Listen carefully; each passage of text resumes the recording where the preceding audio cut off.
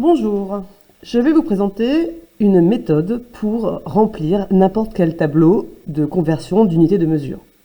Cette méthode va être valable pour n'importe quelle unité de mesure.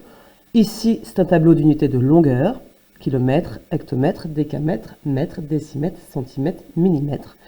Mais cette méthode que je vais vous présenter peut très bien convenir pour un tableau de conversion d'unités de masse, comme les tonnes, quintales, kilogrammes, hectogrammes, décagrammes, grammes, décigrammes, centigrammes, milligrammes.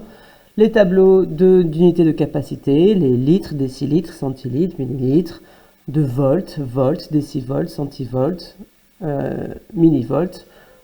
Toutes les unités de mesure conviennent pour cette méthode. Alors, pour ce faire, il va falloir se munir d'un feutre de couleur et d'un cache. La méthode est la suivante. Il faut d'abord, pour convertir ces longueurs dans une autre unité de mesure, il va falloir regarder le nombre donné et le chiffre des unités. Alors, pour rappel, comment repère-t-on un chiffre des unités dans un nombre? Le chiffre des unités est le dernier chiffre de la partie entière d'un nombre.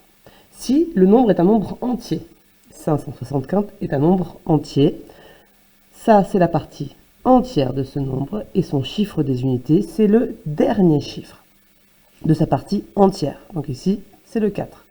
Si vous avez un nombre décimal, il est formé de deux parties, la partie entière et la partie décimale. Le chiffre des unités est le dernier chiffre de la partie entière. Alors, on repère 564 cm. Avec mon feutre de couleur, je vais repasser le chiffre des unités, le dernier chiffre de sa partie entière. Ici, c'est le 4, qui doit être dans la colonne centimètres. Je repère donc dans mon tableau la colonne des centimètres et j'y inscris le 4. 4 cm. J'y inscris les autres chiffres. Maintenant, je veux regarder dans quelle unité je veux exprimer cette longueur. On va l'exprimer en mètres. Je prends mon cache, feuille de papier, qu'importe. Je cache les unités et je vais chercher la nouvelle unité, les mètres. Ce n'est pas là, ce n'est pas là, c'est là, mètres. On a donc 5 mètres. C'est le nouveau chiffre de la partie entière. Donc, 564 cm fera 5 mètres. Et, on regarde la suite, 64 cm. On va donc écrire 5,64 mètres. Quand je prends mon cache et que je découvre jusqu'au mètre, quand je m'arrête, ça équivaut à la partie entière du nombre avant le cache, la partie décimale du nombre derrière le cache. Faisons un autre exemple. 39 décamètres. C'est un nombre entier, sa partie entière est donc 39. Son chiffre des unités est donc le 9, que je vais inscrire dans la colonne des décamètres. 9 décamètres. J'inscris les autres chiffres, le 3, et je veux convertir cette longueur en décimètres. Je prends mon cache, je cache les unités de longueur et je vais chercher la longueur décimètres. Décamètre, mètre, décimètre. On est ici. Voici donc la partie entière de ma nouvelle longueur exprimée en décimètres. Quand il y a des trous, je complète par des zéros. La réponse est donc 3900 décimètres. Et il n'y a pas de partie décimale. Dans un nombre décimal, le chiffre de la partie, le chiffre des unités, c'est le dernier chiffre de la partie entière, 67, c'est donc 7. Ce 7, je l'inscris dans la colonne des hectomètres. 7. J'ai inscrit les autres chiffres, le 6, le 3 et le 2, sans y inscrire la virgule. Je veux exprimer cette longueur en kilomètres, je prends mon cache, je cache les unités de longueur et je vais décacher jusqu'au kilomètre, jusqu'à voir apparaître les kilomètres. On y est. Il y a donc 6 km, partie entière. Donc ça va être 6,732. 6 km et 732 mètres.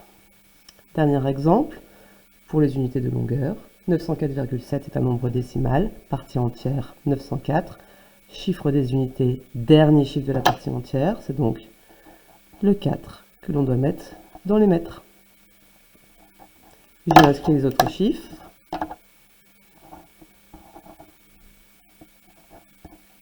Sans y inscrire la virgule. Et je veux exprimer cette unité de longueur en hectomètres. Je prends mon cache et je vais décacher les unités jusqu'à obtenir des hectomètres. Kilomètres, hectomètres. Il y aura donc 9 hectomètres. Donc 9,047. 9 hectomètres et 47 décimètres. Cette méthode convient pour n'importe quelle unité de mesure. On peut faire un exemple, par exemple, pour les unités de masse. C'est exactement la même méthode. On va donc aller plus vite. 1503,7 décigrammes. 3 est le chiffre des unités. On le met dans la colonne des décigrammes. On inscrit les autres chiffres. On prend son cache et on va décacher jusqu'au kilogramme. Tonnes, quintal, pas d'unité, dizaines de kilogrammes, kilogramme. Il n'y a pas de chiffre. Je dois en mettre un, c'est la partie entière. Je vais donc mettre 0. La réponse est donc 0,15037. 13,2 tonnes. 3 est le chiffre des unités. Il doit aller dans la colonne des tonnes.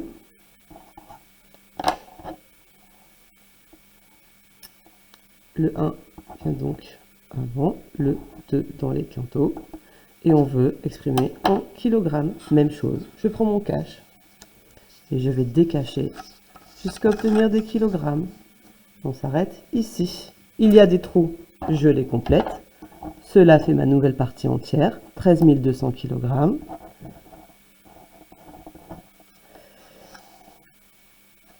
Pas de nombre dans la partie décimale. Enfin, 25 mg, nombre entier, partie entière 25, chiffre des unités 5 dans les milligrammes.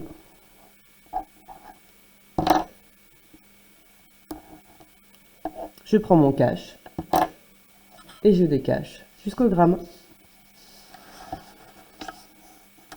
Hectogramme, décagramme, gramme. Il n'y a pas de nombre dans la partie entière, c'est donc 0.